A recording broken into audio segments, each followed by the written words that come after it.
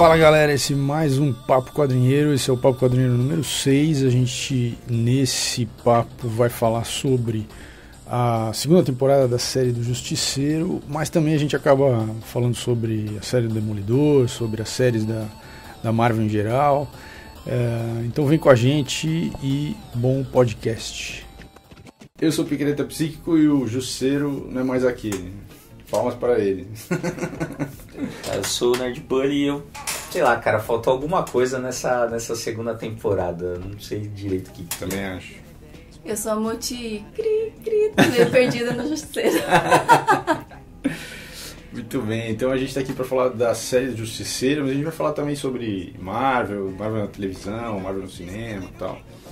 E eu assisti a segunda temporada da série do Justiceiro. A primeira eu gostei muito, acho que foi muito bem feita. A segunda é sofrível, assim, em vários momentos você fala, não, mas por que? Não faz sentido isso? Como? Eu acho que ele como personagem foi bem até a última cena. Quando tem a última cena eu falei, não, o que fizeram com o personagem? Calma, aguarda, vamos tentar fazer uma coisa mais linear. Mas eu também acho, assim, eu acho que é nítido o corte, né, da primeira para a segunda temporada. Assim, os temas na primeira são muito melhor trabalhados. Eu acho que a coisa que mais me incomodou da primeira para a segunda foi assim, na primeira eles têm todo um cuidado de mostrar os traumas. O trauma da família dele bastante. Assim. Tanto o trauma da família, que acho que fica até um pouco repetitivo com aquelas cenas de flashback, mas tudo bem, eles querem enfatizar isso, mas o trauma dos caras que vão pra guerra e não conseguem se adaptar, né? É o mesmo tema daquele Guerra ao Terror, que é o filme que é bem legal, que é assim, e também do Rambo 1. Que é o cara que vai, o cara é preparado pra ir, mas não é preparado pra voltar. Né? Então isso tem todo um trabalho de mostrar como é que é o trauma, aquele grupo de apoio que o Curtis tem, né? É legal pra caramba. Aí na segunda temporada, cara, parece que todos os veteranos eles são um bando de louco que só tá esperando um cara falar, vamos assaltar um banco? Vamos! E é legal, porque eles formam aquela gangue em volta ali do retalho, né? Do retalho. E puta, cara, o que é aquilo? É muito estranho mesmo. É como se eles quisessem mostrar o outro lado do que eles tinham mostrado na primeira temporada. Mas fica um pouco caricato demais, fica um pouco forçado, né? Não flui assim. E eu acho que tem outra coisa que eu achei problemática na segunda temporada é o papel das mulheres, né? Os papéis femininos, tem a médica do retalho, tem a Madani, que já aparece na primeira temporada, que é a agente lá do FBI. São personagens assim, a menina que é eles até colocam um trauma na história da menina, que é a médica, para justificar, talvez, ela usa esse trauma como justificativa, por exemplo, para ela ter escolhido a profissão dela. Até aí ok, mas daí a ela tem um grau de perversidade, de vilania, assim, daquele nível, porque aí ela se apaixona pelo cara, ela já descobre como é que destrói o Justiceiro. E aí então, eu acho que essas coisas estão muito mal trabalhado. Assim, eu acho que a grande diferença assim, de uma série para um filme é que na série você tem tempo de trabalhar os personagens. Exatamente. Né? Então, você tem 13 episódios para trabalhar os personagens que você escolhe. Realmente, no filme... é tudo muito rápido. Né? É tudo muito rápido, você tem que trabalhar com... A coisa é mais estereotipada porque você não tem tempo. Você trabalha talvez mais o arco do personagem principal. E não tem muita... E é isso, não tem espaço para mais do que isso. Agora, numa série, né, eu tenho esse cuidado de todos os personagens terem aquele... né, lógico, o protagonista ainda tem ênfase, mas você tem os personagens com aquele mini arco deles, cada um tem um problema que resolve e tal... E não tem justificativa, né, no formato que você escolhe. Se fosse um filme, tudo bem, a coisa é rápida, você quer dar um motivo, você dá tal. Mas, numa série, essas coisas tinham que estar melhor trabalhadas, né? Eu acho que o grande erro deles também, dessa temporada, não um grande erro, mas um erro foi a Madani ter permanecido, porque ela não tem função. Não tem muito mesmo. E eu, por exemplo, o primeiro episódio eu adorei. Eu achei muito bom. Ele tá tentando refazer a vida dele. Ele tá fugindo, os caras apagaram a identidade dele, ninguém, né, ele sumiu, na verdade, do mapa. E ele tá viajando, ele não fica em nenhum lugar tal, mas obviamente ele conhece pessoas, e aí começa a ter vínculos, e aí são questões, ele tem que decidir, quer dizer, será que ele continua nessa vida nômade e totalmente incógnito, ou ele se deixa, se permite, é o conflito pelo menos do primeiro episódio, segundo episódio. Claro que aí ele se envolve numa situação super complexa e aquilo, o passado volta tal. Que tudo também. Bem, até aí, puta, cara, então, esse é meio clichê. Então eu não sei também se eu compro essa primeira história aí do jeito que ele se envolve. Ele, do nada tem uma briga e o cara, tipo assim, ele se envolve ali, tudo bem. Depois a menina até tenta dar uma justificativa ali, falando assim, não, você entrou na briga como se você só tivesse esperando um motivo ali pra fazer aquilo e tal. Mas, puta, desculpa, não me convence, cara. Assim, se é o Justiceiro patrulhando, tudo bem, né? Beleza, tô aqui. Não, cara, o cara tava lá no bar, sabe? Não sei, já pra mim, nessa hora aí, já pegou. Eu já falei, puta, cara, já começou errado, né? Já começou mal aí. E fora também a história lá que são duas histórias paralelas, que essa e a do Retalho, né? Que elas vão paralelas, mas assim, não se juntam, não tem. Podia ter separado melhor, né? Porque você pega a temporada, a segunda do Demolidor, os dois arcos são meio separados. O primeiro arco é o Justiceiro, segundo arco Elektra. Né, tá bem separadinho ali. Ali não, cara, as duas coisas elas ficam se misturando e não, sabe, mas numa coisa não liga com a outra, então uma hora você resolve um negócio, outra, não, vamos parar isso aqui, primeiro. Então, a sensação que eu tenho que faltou dar um tratamento a mais assim pro roteiro. Vou fazer uma última. Não sei, uma última ou mais liso, porque é muito comum nessa prática de reescrita e reescrita, né? Então, realmente faltou contratar um consultor ali para organizar melhor essas coisas, para trabalhar melhor umas outras, porque é isso, assim, a sensação que eu tenho é que as coisas foram muito apressadas e não tem desculpa para ser apressado, porque tem 13 episódios. É muito episódio eu fiquei realmente com a sensação de que eles tentaram fazer. Eles pegaram a primeira temporada, tudo que foi feito, e eles quiseram fazer exatamente o inverso para cada um dos personagens na segunda temporada. Então, a fragilidade do Justiceiro, que acaba lá, você estava até comentando antes da gente começar a gravar, que no último episódio da primeira temporada, ele tá numa roda daquelas de apoio do Curtis e ele fala, eu tenho medo. Né? Ou seja, ele tá se humanizando, tentando se humanizar de novo, tentando reorganizar aquele trauma da guerra e tudo mais, da família e tal. Nesse, ele já... Que é isso que você acabou de falar. Quer dizer, no primeiro episódio, parece que ele está humanizado, mas em 3 segundos ele já volta a ser aquela máquina de matar. E aí, então, é como se eles invertessem o personagem. A mesma coisa com os veteranos. Os veteranos lá, tal, nessa segunda temporada, não. Os caras são, são totalmente loucos tal, e não... a Madani também, eu acho. A primeira temporada ela é uma personagem forte e tal.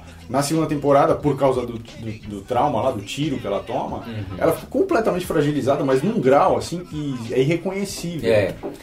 Não, assim, o que fizeram com o personagem da Madani nessa temporada não dá, cara, não dá. Ela é frágil em todos os aspectos e não tem justificativa. Pô, ela é intimidada por um policial, pô, ela é uma agente. Uma agente da FBI. Como que ela pode ser intimidada na casa dela por um policial de Nova York? Assim? Não faz sentido, né? Isso eu acho que acaba perdendo bastante do personagem quando eles fazem isso. Imagine quem, sei lá, não conhece muito, vai assistir só a segunda temporada, assim, por assistir. Vai pensar que o Justiceiro é o quê? Que os personagens são o quê? Né, se não perde. Mas realmente eu assisti mais a primeira, né, a segunda não cheguei a concluir, mas eu já senti essa diferença, principalmente em relação aos personagens. Eu acho que... E aí fica uma coisa, sei lá, se você... eu entendo que assim, tem essa coisa, se você vai assistir a segunda temporada, supõe-se que você assistiu a primeira temporada. Né? Mas você pode começar, digamos, pela segunda temporada. E aí, quer dizer, não fica tão... Parece que é tudo muito solto, sem justificativa, um pouco mas fraco, eu acho que eles né? sempre precisam amarrar bem, né? Aquilo que o Nerd falou, você tem que... você tem um tempo maior para você construir os personagens. E aí, por mais que você esteja fazendo uma outra temporada, que você dê esse respiro, ele tem que ser amarrado, ele tem que ter uma continuação, ele tem que ter mais força. Tem que ter mais força. Então, pra continuar. Eu acho que a série do Demolidor é um exemplo muito bom, né? Porque de uma coisa bem feita. Você tem uma série de origem na primeira temporada, a segunda temporada você tem de fato um aprofundamento em questões do personagem, e uma terceira temporada dele quebrado e fazendo um retorno, assim. Sim. Então realmente é um arco, as 3 temporadas são um arco longo, muito bem feito. Tudo bem que se baseou bastante em quadrinhos que são muito bem formados. Isso aí é o que a gente espera, eu acho. Exato, né? Não, também acho. E o Justiceiro tem quadrinhos também muito bem escritos. Tudo bem que eu acho que o personagem não é tão interessante quanto o Demolidor. O Justiceiro, sim. Mas eu acho que talvez faltou beber mais da fonte dos quadrinhos, né? Não sei. Bom, o Justiceiro tem várias fases, uma que faz bastante sucesso. Tem várias fases horríveis. Também. Aquela que ele vira anjo, pelo amor de Deus. É duro. Nos quadrinhos, os caras... Essa risada foi a mais espontânea. Que é isso, cara. O cara vira anjo. Aí tem uma... E um agente do céu pra matar. É uma coisa delirante. Assim. Então, mas tem, cara, também a fase do Garfênis que é foda, meu. Que ele, nessa fase do Garfênis, cara, ele tá muito pirado. Assim, mas assim... ele mete uma bala na cabeça do Micro, né, na fase. Que é o assistente que é o amigo, dele. Que é o sidekick dele, é o Micro, né, que aparece na primeira temporada. Senti falta na segunda, né, eu achei, assim... É um personagem bem interessante também. Não, e assim, a fase, na minha cabeça, a fase clássica lá, o Justiceiro clássico é ele e o Micro num furgão. Combatendo a máfia, isso aí, isso mesmo. E aí tudo bem, mas aí, assim... Podiam ter colocado assim, vamos pirar o cara, então vamos fazer ele piradaço. Não, você constrói, né, toda a temporada humanizando o cara, né? Aí pra agora, vamos falar do final. Puta, meu... Então, a Motina assistiu o final ainda, o último episódio. Não. Mas olha... E depois a gente... É duro. Não, agora ela vai ter que ouvir. Porque veja só, aquela menina que ele ajuda desde o primeiro episódio... Ele vai construindo durante toda a segunda temporada uma relação de pai e filha com ela. Então isso é bem explícito e óbvio, é uma forma também dele tentar curar o trauma dele de ter perdido os filhos e tal. No final ele obviamente salva todo mundo, lógico, e aí ele bota a menina num ônibus pra ela morar na Flórida, não me lembro exatamente, mas assim, tá protegendo ela, ele dá uma grana pra ela, manda ela pra um lugar que ele conhece alguém lá e tal. Então, é isso, é um pai cuidando da filha. E a cena da despedida dos dois é bastante emotiva, então ele tá bem humanizado naquele momento. Então você fala, bom, tudo bem, o cara deu uma pirada aí durante a segunda temporada, mas ele voltou a entrar em contato com esse lado mais humano dele, tudo bem, tá. Aí corta, abruptamente, acabou, quer dizer, o desfecho dos personagens foi. Aí aparece ele conversando com a Madame, ele tá num carro, ela tá lá no Oriente Médio, ela tá chamando ele pra fazer o que ele sabe fazer de melhor lá no Oriente Médio. Aí ele fala, não sei o que, eu não trabalho pro governo, qualquer coisa do tipo. E enquanto isso ele tá num carro ali na madrugada, vendo uma movimentação do pessoal ali, todo mundo indo pra um galpão. Aí corta essa cena do diálogo no telefone, aparece a câmera dentro do galpão, tem 2 gangues rivais, mas assim, é um monte de adolescente, a imagem, assim. 2 gangues rivais que se encontraram no galpão para decidir quem que vai ficar com o território ali. E aí os caras já estão se estranhando, já começam a puxar umas facas um pro outro, aí de repente mostra uma cena, ele entrando no galpão com 2 metrancas e começa a metralhar todo mundo, e a câmera fica nele, você vê ele com uma metranca em cada mão, dando tiro e gritando assim, com a cara de louco, e corta ele com aquela camiseta do Justiceiro, que tudo bem, é uma cena clássica, é uma referência aos quadrinhos, ou outros filmes que fizeram do Justiceiro, mas cara, ele despedindo da filha dele, ou da menina que passou a representar esse papel, 30 segundos antes, assim, humanizado e tal. E na sequência metralhando adolescente, assim, porra. Não faz sentido, entendeu? Tudo bem que o pessoal quer fanservice, o cara fez a cena igual do quadrinho. Mas porra, precisa ter uma justificativa de roteiro pra isso, entende? Não, eu achei uma merda. A hora que passa essa cena, falei, aí acaba, assim, aí começa a subir o crédito e fala, meu... Não, já que a gente vai entrar... Então, essa é uma merda foda, mas pra mim também uma que pode ser um detalhe, mas eu preciso falar, que é... Não, o que é aquele rosto do retalho? O Justiceiro catou, tem um espelho. Esfregou a cara. Não, isso todo mundo O cara saiu com não, pelo amor de Deus, com 3 risquinhos. Que porra que é aquilo? Quando começou esse, né? Não, cara, as fotos o pessoal já começou a chiar. Puta merda. Eu, adolescente, quando tinha espinha, eu era pior do que o retalho. É verdade. Eu nunca tive isso. O João chegou aqui. Vamos fazer agora vamos ver a opinião dele sobre o Justiceiro. Fala aí, João. O Justiceiro eu não curto muito, não. Vamos pro Demolidor, que é um assunto mas muito... Mas o podcast é sobre o Justiceiro. Não, mas Demolidor tem muito mais coisa a discutir, né, cara? Tá Justiceiro / Demolidor. Tá, a gente faz essa Demolidor tem mais de um roteirista icônico nas histórias, então dá pra falar mais. Tá bom? Nossa, tá muito polêmico. Tá pesado, tá pesado. Porque... Cara, se você descagar as coisas que o Frank Miller faz também, é difícil. A Elektra ter origem grega, ser uma... Sabe? Não tem. Mas na série os caras... Conseguiram dar uma arrumada. Conseguiram dar uma arrumada boa, cara. Porque é uma loucura só, cara. Bom... Que pese que a melhor fase do Demolidor, sem dúvida nenhuma, é com o Frank Miller. Sim, com certeza. Acho que foi a melhor coisa que ele já escreveu toda. Na história da vida dele, também é. Mas aí, depois é uma opinião minha, mas... Fiquei com vontade de ver os quadrinhos. Eu tenho um ponto nisso do Demolidor. Fala aí. Tipo, eu sei que ele é o criador das bases, mas eu não acho a fase dele a melhor, não. Você não acha? Não acho. De longe eu não acho. Eu gosto mais da do Bendis e do Mark Waid do que da dele. Meu garoto, já tá até polemizando. Que orgulho. Mas... sei lá, eu ainda acho melhor, cara. É porque, tipo, estabeleceu ali, né, a porrada de coisa, tem a queda de Murdoch, que é legal mesmo. Mas, puta, em questão de história, tipo, por exemplo, até o que o Bendis fez ali na queda do Rei do Crime, ali, puta, aquela história é muito mais interessante do que as coisas que o Frank Miller escreveu pra mim. Não sei, é que acho que a gente era tão inocente naquela época, aquilo foi tão será que não são gerações também? Pode ser, porque eu já tinha foi muito impactante aquilo pra mim, foi muito impactante. A queda do Murdoch foi... pra mim também. Eu acho que tem muita coisa, tem muito a ver também o que você leu antes. Né? E que idade que você tinha quando você leu. E o que você... referência que você tinha, porque... isso muda completamente a leitura. Né? Mas por exemplo, por mais que eu goste da fase que eu acho legal a fase do Mark Waid, cara, é assim, é o Mark Waid, tipo, não dá pra falar. Assim, nunca na sua cabeça, pelo menos assim, você vai lembrar, a primeira coisa que vai vir na sua cabeça é o Demolidor Mark Waid, porque é um Demolidor assim, isso que eu acho legal, né? Já virou o podcast do Demolidor. Mas assim... é muito mais legal. Depois a gente refaz, então, porque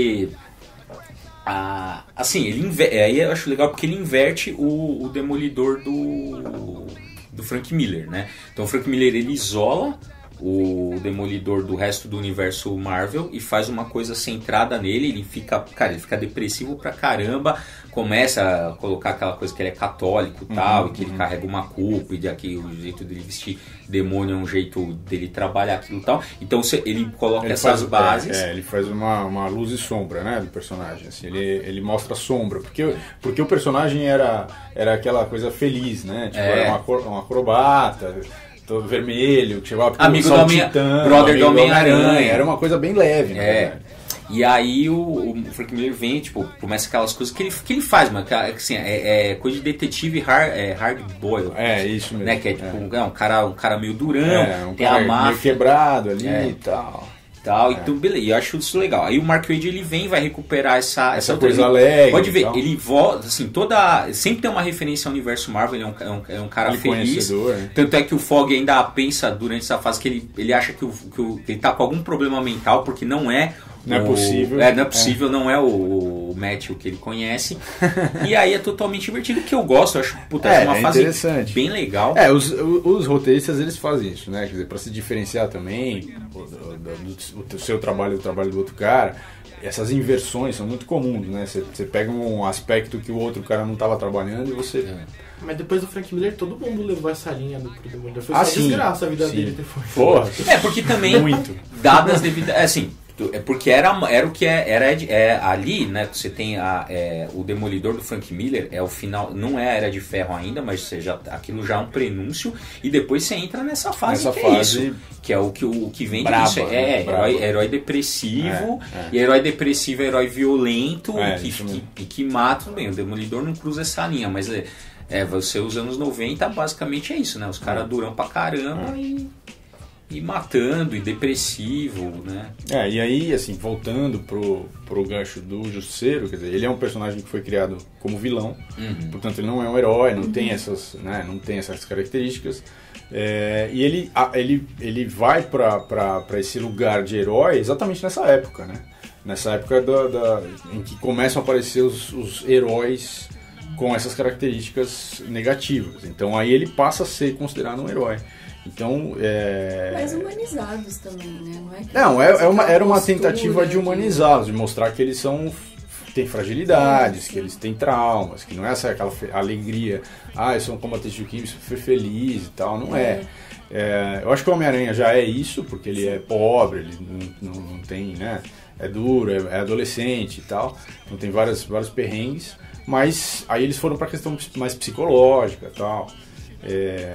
Mas o Justiceiro tem essa característica, ele já, a origem dele já é um trauma terrível, né? Então é muito difícil você conseguir mudar alguma coisa. Você pode inverter ele para um cara que está tentando se humanizar, para o máximo que você consegue trabalhar o outro lado é um cara que está totalmente louco e que a gente perdeu toda a esperança de recuperar esse cara.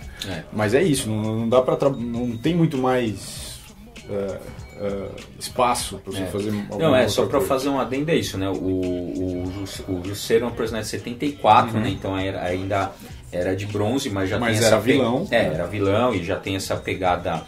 Já tem, né? O Grant Morrison ele junta, né, a Era de Bronze com a Era de Ferro e vai chamar aquilo de Era das Trevas, né? Que ele diz que na verdade o que você tem na Era de Ferro é só uma intensificação de temas que já eram trabalhados na Era de Bronze, né? Mas é na década de 80 que ele vira esse cara perturbado e veterano de guerra, e que isso pega forte para ele, né? E aí vai ficar mais pesado ainda quando o Ennis entrar no personagem, que aí é um alucinado mesmo, cara. E tem duas coisas. Eu li uma parte da fase do Ennis, tem duas cenas que é foda, que é primeiro que eu já comentei, que é onde que ele estoura a cabeça do micro com uma bala, porque ele se comprometeu ali a fazer uma coisa um deslize lá. Ele parece que ele recebe, não lembro agora direito, mas ele recebe dinheiro da máfia, ele dá um deslize ali. E tem um também que é um cara, ele tá na casa dele ali, aí chega um vizinho dele lá, do Justiceiro, começa a contar, conversar com ele e tal, e de repente ele começa, não sei o que, porque eu traio a minha mulher, pego uma menina. E o Justiceiro, cara, ele, na hora que ele ouve que o cara atrai a mulher, ele pira e começa a surrar o cara. Eu não lembro agora se ele mata, mas é uma fase que ele mora num prédio, tem várias pessoas no prédio, né? Eu me lembro mais ou menos disso. Puta, né? Eu lembro, esse eu acho que ele tá numa casa, porque eu lembro que o cara, acho que ele joga o cara da janela. E não mata, assim. Mas assim, o cara é louco, totalmente desequilibrado mesmo, que... Eu acho que o cara pensaram assim, né? Porque as séries do Netflix estão todas sendo canceladas, né? Acho que os caras pensaram assim, bom, vai cancelar, fazendo uma obra-prima, fazendo isso aí que a gente fez, vamos ganhar vamos cancelar, galera. Vamos cancelar. O fã que é tudo verme vai assistir. Verme vai assistir. Vamos cancelar. Tipo, né? Vamos embolsar a grana da maquiagem do retalho, sobra mais, né? Não vamos gastar mais dinheiro pra gente. Mas você acha que é uma cena que nem essa que você citou do final, do final lá? Você acha que não vende um negócio desse? Não, vende. Vende muito. Vende. Pensando no ponto de vista comercial, no momento de agora, é uma cena assim meio que pra finalizar com chave de ouro. Pra dar aquele fanservice. É últimos segundos de fanservice pra galera dar uma catarse, assim. Mas, porra, não faz sentido na história que eles construíram, entendeu?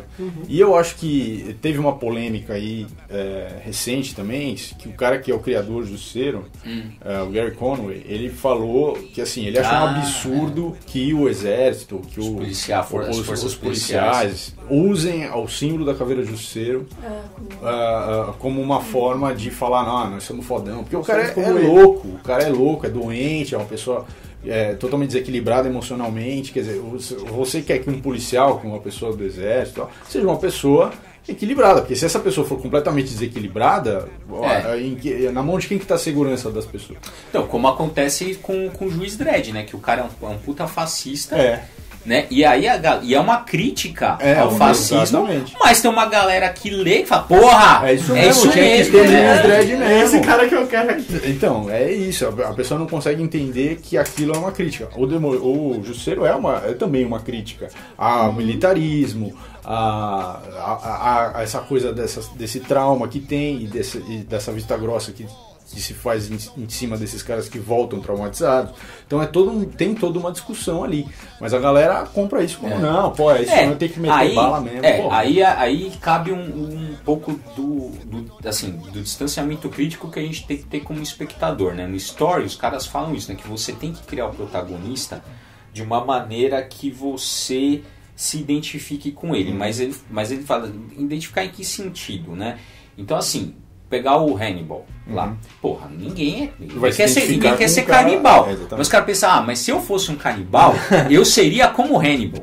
Então, assim, eu não sou doente mental como o Justiceiro. Mas se eu fosse doente mental, né, traumatizado, que é pra você vender a história. Eu gostaria de ser como o Justiceiro. Então, assim, tem essa mecânica. O público é levado a isso por conta de como o roteiro é arquitetado. O negócio vai te levar a isso. Mas cabe você também ter um pouco de distanciamento crítico, né? Inclusive, saindo um pouco, teve um problema com isso naquela série You, não sei se vocês assistiram do Netflix, que é assim, a história de um stalker, de um psicopata. Você, né? A série You, eu vi também. Então, assim, e aí saiu várias coisas assim, que a galera curtindo o cara, que é um puta do Loki, total, né? Exatamente, assim. E que cara legal, que cara bacana. Não, o cara é um doente mental. Só que é essa coisa do roteiro, cara. O roteiro é desenhado pra você se identificar com ele. Exatamente. Você se identifica com ele. No nível que ele mostra também um lado bom dele. Que ele tem lá, um humano. Um lado humano. Que é aquilo que a gente tá comentando. Que nas séries... você tem tempo para trabalhar. Então no filme aquele cara só seria um psicopata, ponto. Lá não, lá você vê várias camadas dele, né? Mas o que a galera às vezes esquece é isso. O cara é de fato um psicopata, o Justiceiro é um louco, né? Assim, não é pra, né? O Juiz Dredd é um fascista, o Justiceiro... isso é assim, na literatura, no cinema, tal, isso é uma coisa... É uma forma de você, do cara que é o autor, criar uma problematização. Então, por exemplo, um clássico desse tema aí, dessa forma de escrever, é o tal do Lolita, do Nabokov. O cara escreve o personagem principal, que é pedófilo, obviamente, a menina tem 13 anos, a tal da Lolita. De tal forma que você se identifica com ele. E é desconfortável se identificar com ele nessa situação. Mas é uma forma de você... Claro que qualquer obra... literária ou de quadrinho ou que conte, que narra a história de uma pessoa, tem que ser problematizada, tem que ser discutida, debatida. Não é só você absorver aquilo e acabou. Mas será que nem assim que o Roberto tá falando de eles gostarem do personagem psicopata, será que não é porque existem tanta essa visão do herói ser assim perfeito e de repente vem alguém... Um herói imperfeito. É que não é nem anti-herói, né? É uma coisa muito... Né, então, incomum. E aí você acaba olhando assim, eu gosto desse que é o diferencial, dessa coisa aqui. Então, no caso do Justiceiro, eu acho que é um pouco isso, porque querendo ou não, ele ainda é o herói. Sim. Né? Porque ela fala assim, anti-herói, aí é uma discussão do que é anti-herói. Assim, o Justiceiro, porque assim, qualquer pessoa também com falha de caráter é anti-herói. Não, o Justiceiro é um herói com falhas de caráter pesadas, como o Wolverine, como anti-herói você tem pouco, né? Agora, no caso do Yu foi uma coisa meio pesada e meio exagerada, assim, mas lógico, tem essa coisa também também não pode esquecer quando o Justiceiro começa a fazer mais sucesso, é uma época que nos Estados Unidos tem uma onda de violência considerável, né? Então é óbvio que aí você tem uma coisa, então o herói certo é o herói que mata, né? Que é bem coisa da Era de Ferro mesmo, assim, né? Tipo, matar é o que... mas também estava num contexto dos Estados Unidos que tinha essas questões todas e tal. Mas de qualquer forma, como você estava falando antes, as séries da Netflix foram canceladas, né? E então a Marvel está migrando para outras coisas, né? Tem aí, já teve uma temporada inteira do Manto e a Daga por um outro canal aí. Eles estão diversificando, né? Mas faz parte do MCU? O Manto e a Daga, que é uma história que, nos quadrinhos também em Nova York. Eles eram muito coadjuvantes do Homem-Aranha ali, na origem deles e tal, nos quadrinhos. Na série, a série se passa totalmente em New Orleans. Então eles não estão dentro daquele contexto geográfico das principais coisas que acontecem no universo Marvel. Então isso pode ser que eles estejam dentro desse universo, mas não... Aquele Runaways, por exemplo... Runaways também, não tá, né? Não tá, não se conecta, né? Por isso que eu perguntei. Porque tem diferença das coisas que fazem, né? Essas séries Netflix, vários canais diferentes que pegam alguma coisa. Né? Essas do Netflix todas estão inseridas no Marvel Cinematic Universe. Né? Mas agora também com o Avengers 4, os Vingadores... o último Vingadores que vai sair agora, né? Vai encerrar uma fase, né? Vai encerrar um bloco, né? E agora eles botaram a mão no X-Men e no Quarteto Fantástico. Essa é a grande expectativa, para um novo começo. O que vai ser daqui em diante, se eles vão investir nos X-Men, no Quarteto, que voltaram para eles, e o que vai ser. Parece que eu vi que eles tinham, o pessoal do Demolidor, eles tinham uma cláusula contratual que teria que demorar 2 ou 3 anos, 2 anos, né?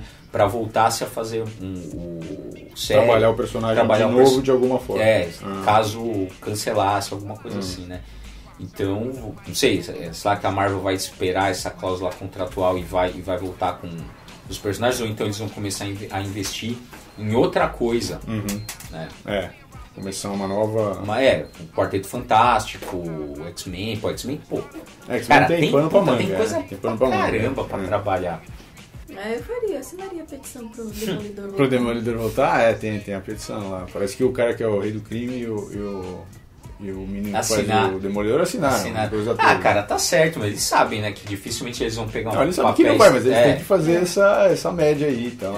Papéis tão emblemáticos, né, igual os caras lá, mas...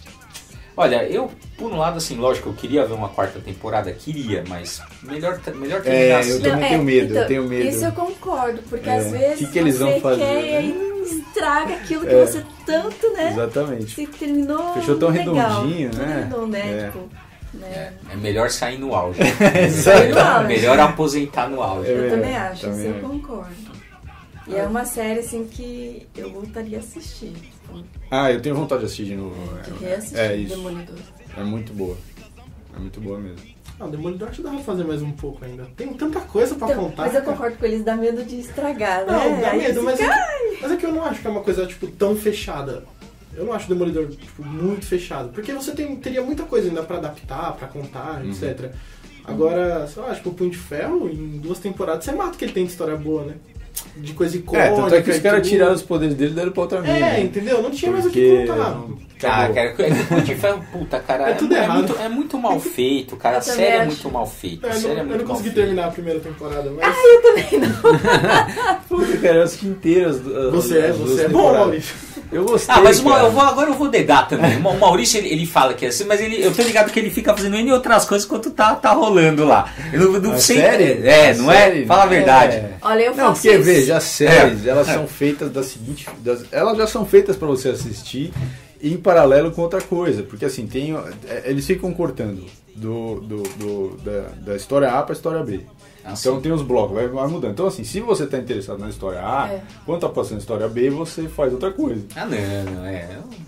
Se você está interessado na história B, é o contrário. Então assim, você deixa ligado lá com... Aí olha, você tem que ver, tem imersão. Você tá igual amigo meu que leu o Ótimo e pula a parte do Carneiro Negro. Pelo amor de Deus.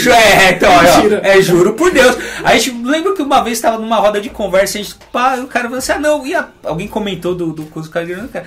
E ele não sabe o que é isso. Não li.